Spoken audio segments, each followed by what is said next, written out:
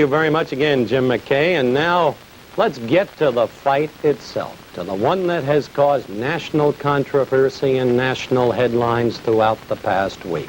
Let's go to the Central Maine Youth Center and fight announcer Johnny Addy. And the referee, ladies and gentlemen, the former heavyweight champion of the world, Jersey Joe Walcott.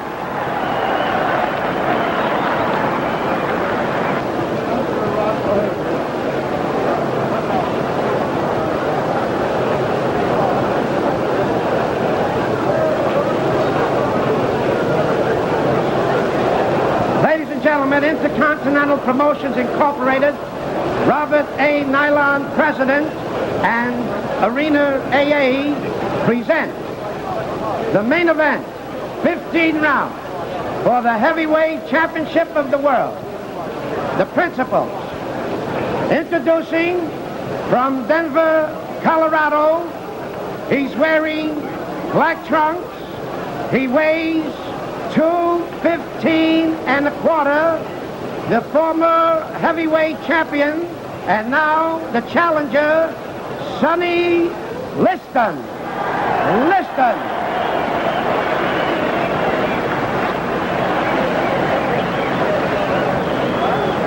His opponent from Louisville, Kentucky.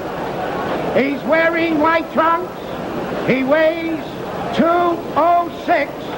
The heavyweight champion of the world, Muhammad Ali.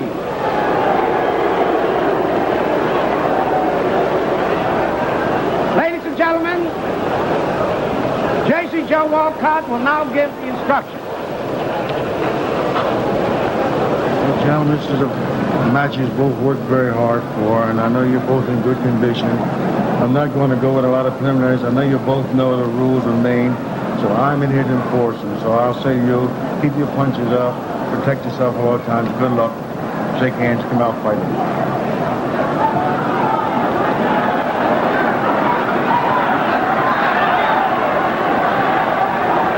We're just about ready to go. Muhammad Ali saying a prayer in his corner before coming out to meet the challenger. And did you notice the way Liston was sweating under those hot lights?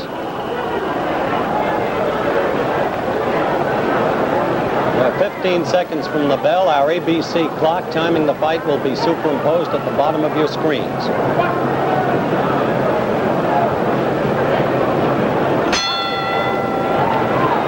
Here we go. Tactics the same as in the first fight. Established almost immediately. Clay moving consistently to the left, virtually in a circle. Liston relying upon the left jab.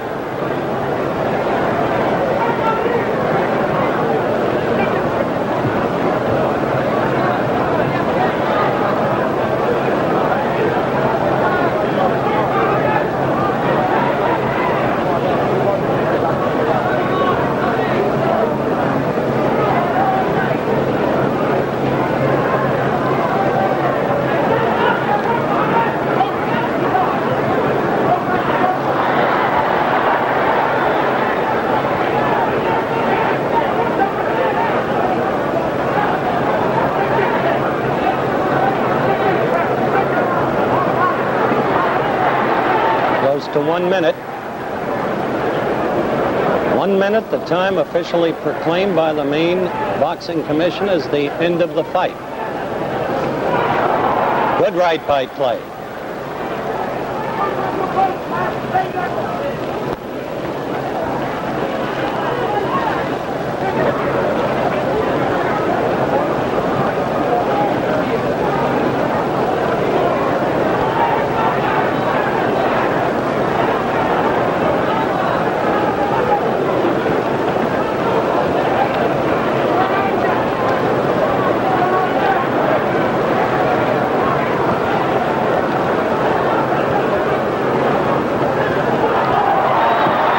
Did you see the punch?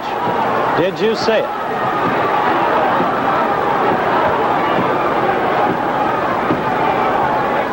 By the ABC clock, 1 minute 53 seconds was 10 seconds after Liston hit the canvas.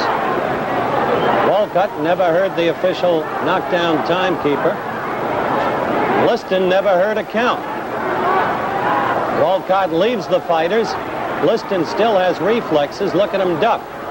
Now Walcott has gotten information that Liston was down for a count of 10 and more. And so the fight is over, and Muhammad Ali is still the champion in a scene of bedlam, chaos, and confusion.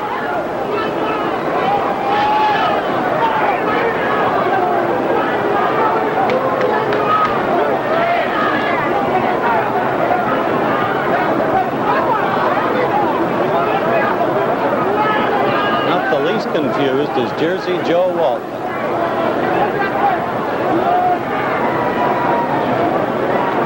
The Liston frustration. Bandages come off.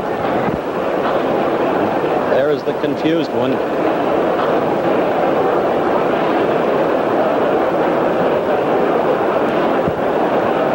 Champion adulation, interviews.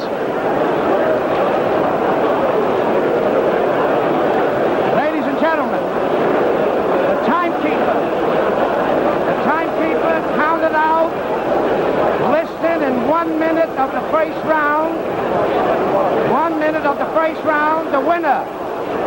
1 minute of the first round, the winner by a knockout. And still the heavyweight champion of the world, Muhammad Ali.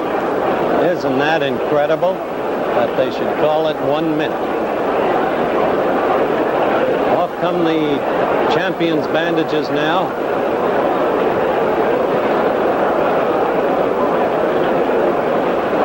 And the champion tells the press exactly how he feels about at least some of them. But you can hear the crowd chanting in the background, many young Bates College students among them. Now here he's going to talk with the other television commentator, Steve Ellis. Watch the game. All right, Cassius. Wait a minute, Muhammad Ali, wait a minute. Wait a minute now. Muhammad Ali, better known as Cassius Clay. Muhammad, what was the punch that won it for you? You're a real champion at this point. Well, the punch that won the fight for me, I believe was a left hook or a right cross. And one of the two, I really can't think because I was moving too fast. A left hook or a right cross? That's right. All right, now, did you think you were going to be able to do it in the first round? You did it in 6 rounds last time, Cassius. Did not tell the world that I had a surprise.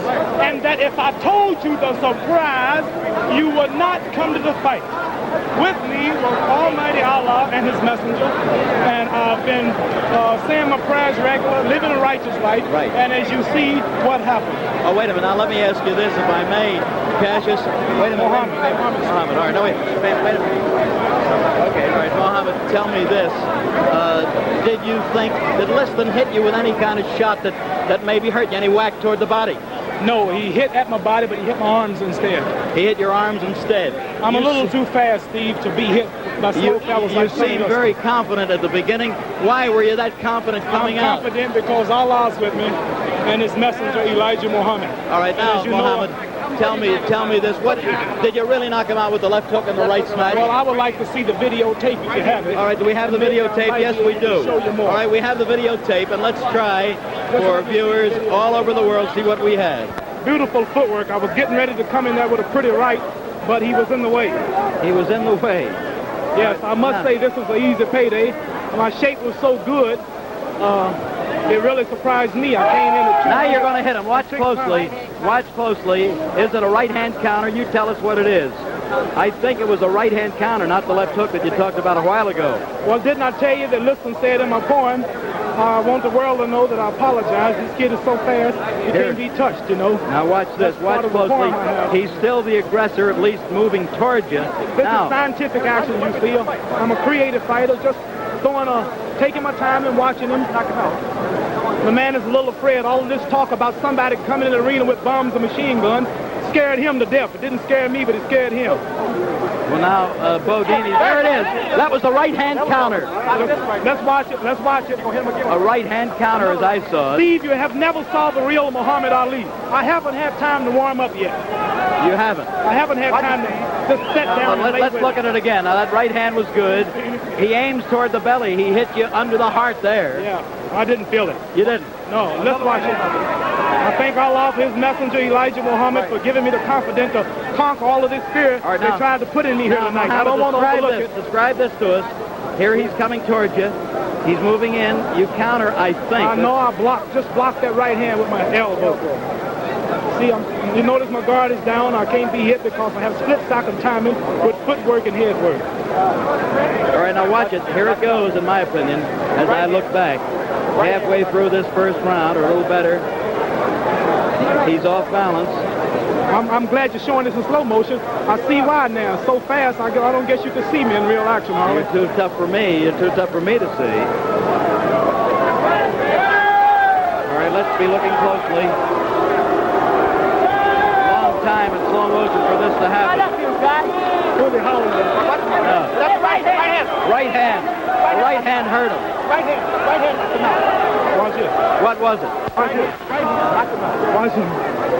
Did you think he was getting up? Oh, I knew he would fall early, but I wanted it to be about 3 or 4 minutes later. Why are you standing over him, I'm trying to tell the bum to get up and fight. People Why are pay you all the doing money. that? Tell me why. That was ABC's exclusive slow-motion videotape coverage of the fight. We'll be back with the knockout in slow motion and again from a different camera angle in just a minute. Bigger fool.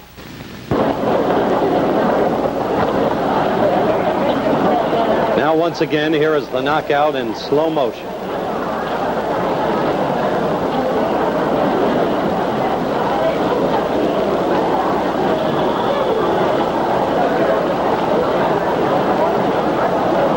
Just that time you saw the blow cleanly.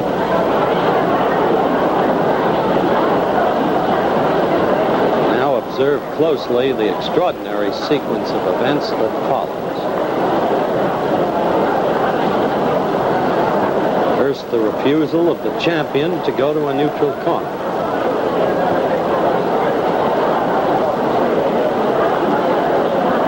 Now he apparently departs.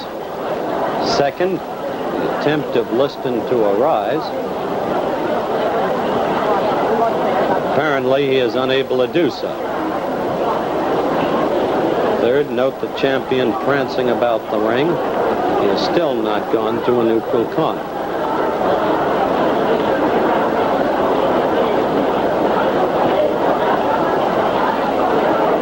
Fourth, the fight actually resumes.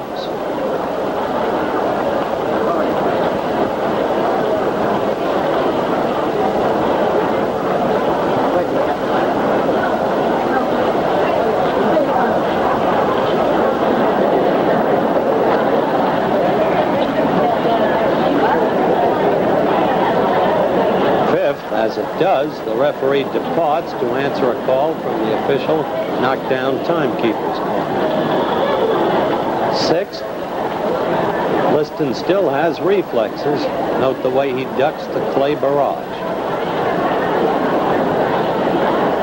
And seventh, Jersey Joe Walcott returns. He has been advised that Liston has been down for 10 seconds and more and declares Muhammad Ali the winner. And now at regular speed, here is the other camera angle we mentioned earlier. Play will be on your left as he renders the knockout blow.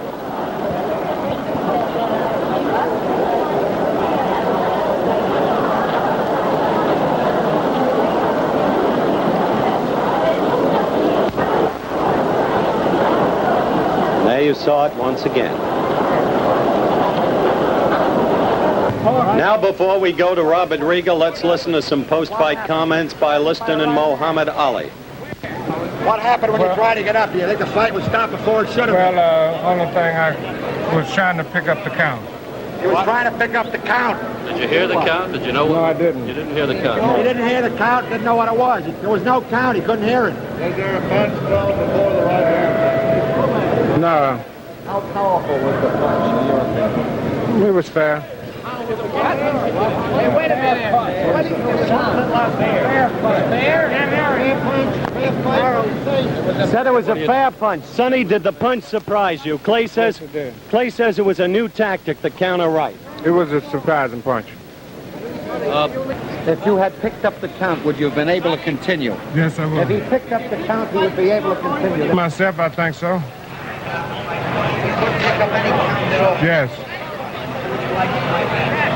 Well, I would say the number one contender, Terrell, either one, yeah. Chavallo, either, but it don't make no difference. I'm in a position now where I can't squawk who's I might have to fight you. In a position now where he can't squawk, you'd have to fight anybody. You seem to be in good humor. You hear it, Lester. Yeah. Ain't no use, ain't no sense of being in bad humor. Sonny, do you feel a disappointment at all? What actually are your Yes, I do. Feel real disappointed. I think it was because of my main point was to get him and get it over with. What was your plan? Were you going to try and get him early or stay with him? Well, I was going to stay with him. He got hit hard. I hit him with a punch that Jack Johnson used called the anchor punch. Stephen Fetcher, the old great Hollywood movie star, as I told you, he's working with me, and we were in secret training on something called the anchor punch. And this is a punch that Jack Johnson took to the graveyard with him. Nobody knew it but Stephen Fetcher, and it's a twist-like chopped right hand that is hard to see. And I told a few of you fellas when you were at Chicopee, Massachusetts at my training camp, if you can remember clearly, I was demonstrating the right. Do you remember? Why don't you show us how it went, Jack? Do you? Yeah. How does it go? It's a How does it snap go? punch, and you can't punch it until the man is coming in at you. That's like a head-on collision. One car doing 50, hitting the back of another car going 50, doing the same way, it's not much shock. But you turn the car in and bring them together head-on, it's a shock. So the man, I had to time the man with my rhythm and bouncing where he was coming at me and where I was meeting him, and just, that's all. Goodbye, A Jack. twist. And you can't see it, but if you were hit with it, all of you be out. Muhammad, was he... In boxing, when the championship of the world is at stake, defeat without punishment always creates doubts in the minds of the fans. I guess that's because of the great fighters we've had down through the years, the great fights, and the great pictures of those fights. Like this one, the day Jack Dempsey gave a tremendous beating to Gibbons in Shelby, Montana in 1923. Or this one, when Rocky Marciano won his world championship in the 13th round with his tremendous right hand to Jersey Joe Walcott's chin. There was never any doubt about this punch or about Marciano causing the damage. Or in the two fights with Izzy Charles and the tremendous punishment Charles took and Marciano's battered face. It was all there for everyone to see. But in Lewiston, Maine, in the last heavyweight championship fight between Liston and Clay, there was a great deal of doubt. This is the first punch of the fight. Clay throwing a right hand over Liston's left jab. This is Clay's second right hand, the one many people thought was the best punch of the evening. It caught Liston on the chin, but he kept on fighting. And this sequence shows precisely what happened and how the punch in question was landed. Clay was circling to his left, as he always did in the first fight and in this fight. Then Sonny Liston threw a 17th jab. He was short with it. He missed on all 17 jabs of the fight. You'll notice Clay's hands. Both his gloves are below his belt. He's circling to his left, on his toe, and then suddenly he brings his right hand up over Liston's jab and connects on the side of Liston's head. He's pushing off his rear foot. His power is coming all through his body. He has every intention of landing the blow. Liston crumples. His gloves come together. And now if you look at Clay's feet, he's swinging to the right. He seems to be off balance. But the punch has landed. And then he follows through with a left hook, but of course it misses as Liston goes down. This is the punch which so many people did not see. Another question is, for a man like Liston, who had never been floored before, how can one punch like this put him down, especially when thrown by Clay so early in the fight? There is one theory that's very interesting, and that's the karate idea.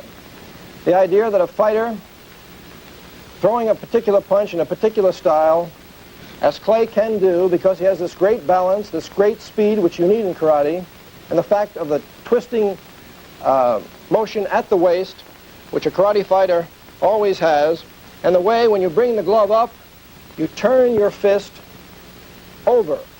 The karate people call this focusing the punch. A hook is like this, a jab is like this, but a karate punch is like this. I don't say, or no one says, that Clay intentionally threw a karate punch or that he planned this punch, but because of the nature of his style of fighting, it's perfect for throwing such a punch. And perhaps landing here on Liston's head and throwing it in his style, which is natural to him, it was very effective. This could have done it. However, with all the slow motion tape, with all the high-speed film, there is one question to be answered, and one question which photography will never show. And that's, what about the integrity of a fighter, his courage and his skill and his desire to win? No camera showed it that night in Miami when Liston stayed in his corner, and no camera showed it in Lewiston.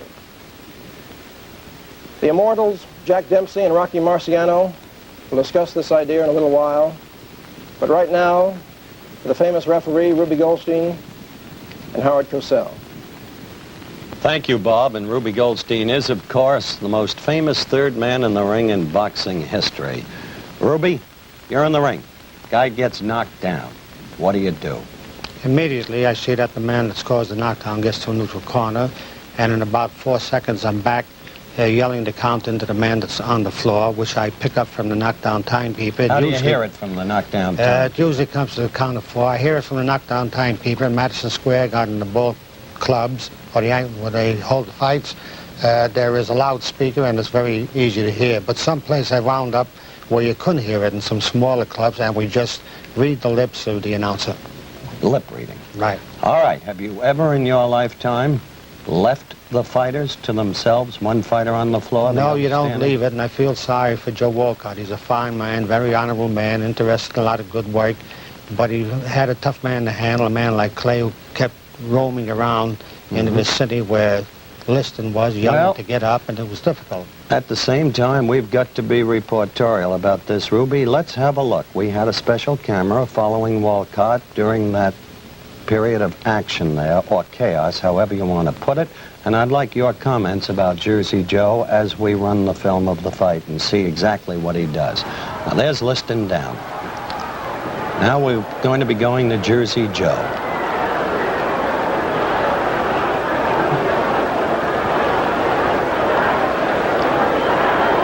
See him looking over there? What would you have been doing? Well, if you notice, he's got a little difficulty there with Clay yelling and making motions. But he didn't even go to Clay. Well, he probably don't know where the knockdown timekeeper is sitting, and he probably doesn't hear what he's saying, and he's going over to find out what's going on. It is wrong, but I feel sorry for a fine guy like Walcott. Mm-hmm. And not having heard the timekeeper, his key error was to run over there and then declare the fight over. Because you can't declare a fight over, can you, Ruby, if the man is never going to a neutral corner who's not the other man? No, you don't have to count. You can tell the timekeeper to hold up the count, and that's why Dempsey had the long count in Chicago with Gene Tunney. Dempsey didn't go to the corner, and the referee didn't start the count until he did. So henceforth, you had about 4 seconds more in the count there. And he could have done this here as well, but maybe it's the fact that just a once-a-year referee. These fellows don't referee too often. Sometimes once a year, twice a year, then 3 years goes by and they don't referee, and you can forget sometimes. Anybody can make a mistake. I've made them too. Yeah, but so few and far between. Thank you so much, Ruby. Thank you, Howard. Ruby Goldstein, of course, and we'll be back with the man who was involved in the long count, Jack Dempsey, Rocky Marciano, Jimmy Cannon, the great sports writer, Bill Hines, the editor of the Fireside Book of Boxing, in a moment, right after this message. This is Jack Dempsey, a legend in his time. And Bill Hines, boxing expert, editor of the Fireside Book of Boxing, author of the great boxing novel, The Professional.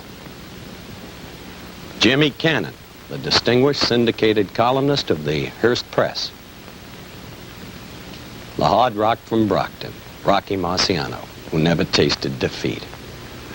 These then are our panelists. They have seen the very films that our viewers have seen, and I'd like to begin with you, Jimmy Cannon, because at the bout, you were directly situated to see Clay throw the punch. Was there a punch? Yes, there was a punch, Howard, but I didn't think it was hard enough to crush a grape. The ring lights were very hot. The only explanation I can give for the way Liston fell was that perhaps he was sunstruck by the lights. It was a hoax in the sense, I don't think it was a fix in the sense that money was passed, but I don't think that Liston tried as hard as he should. He just took a punch and got out of there. That's the way it looked to me. Afterwards, when he got up, he certainly wasn't unconscious. He seemed in possession of his faculties. He ducked, knew enough to duck, about 5 or 6 right and left hands. Now, I'm not jumping on the bandwagon after the fight. Before the fight, I refused to pick a winner because I didn't like the circumstances of it, the people connected with it, the mere fact that Liston owns 22.5% of the stock in the company that promoted it.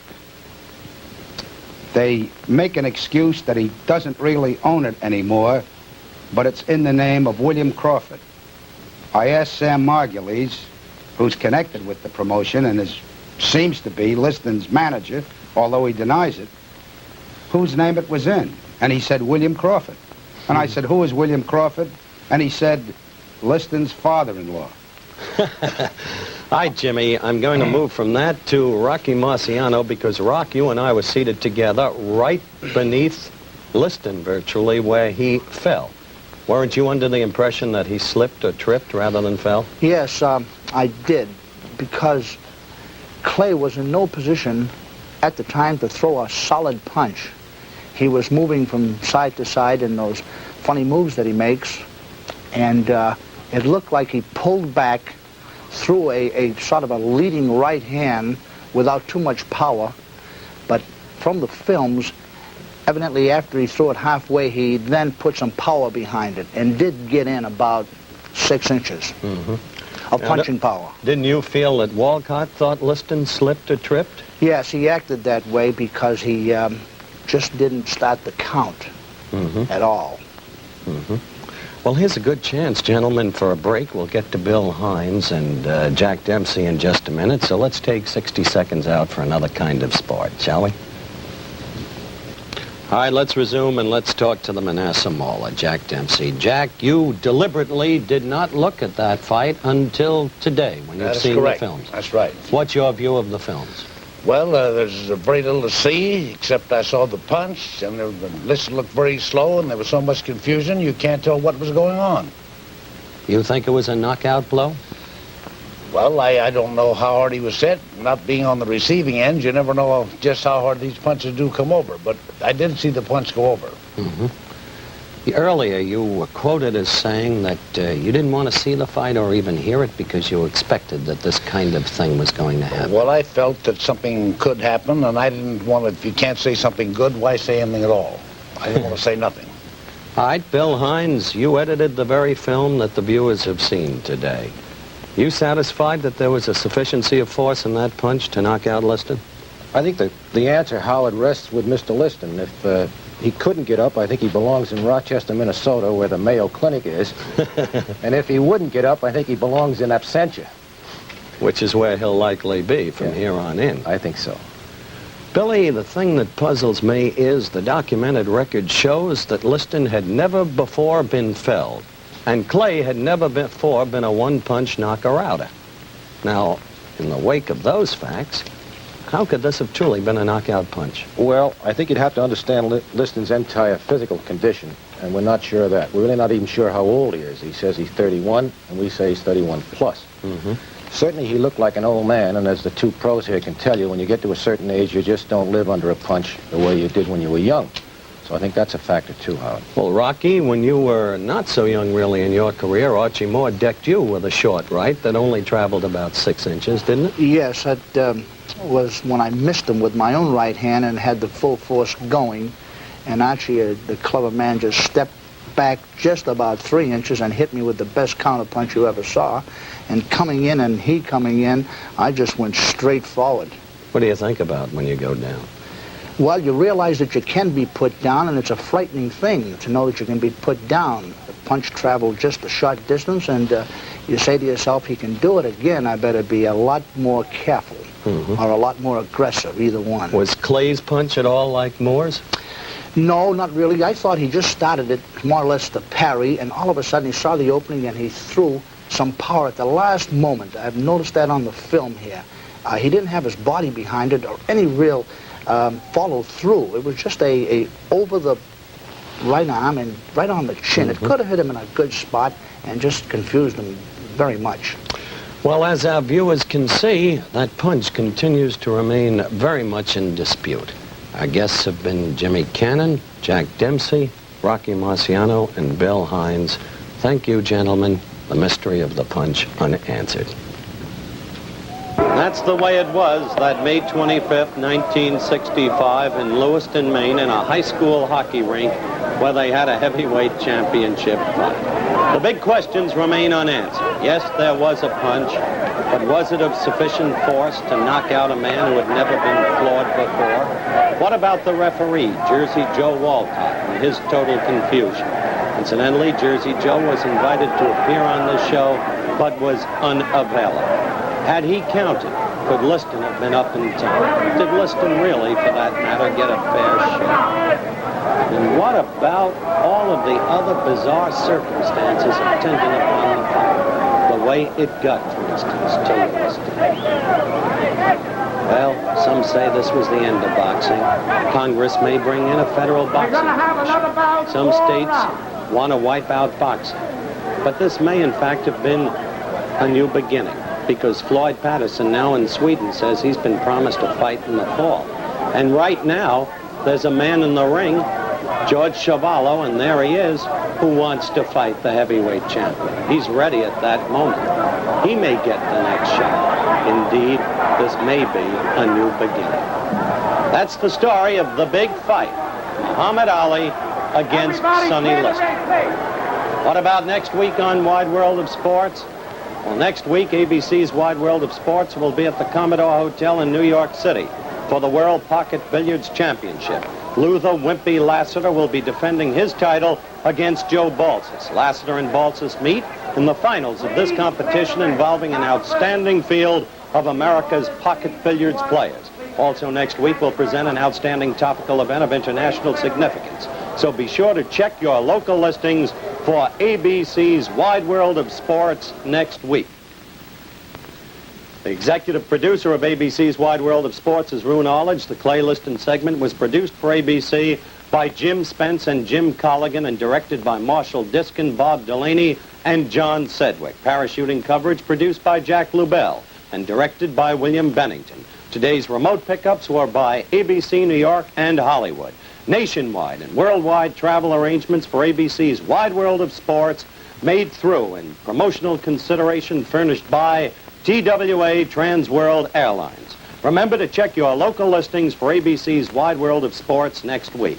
Now, this is Howard Cosell saying so long. The preceding program was pre-recorded.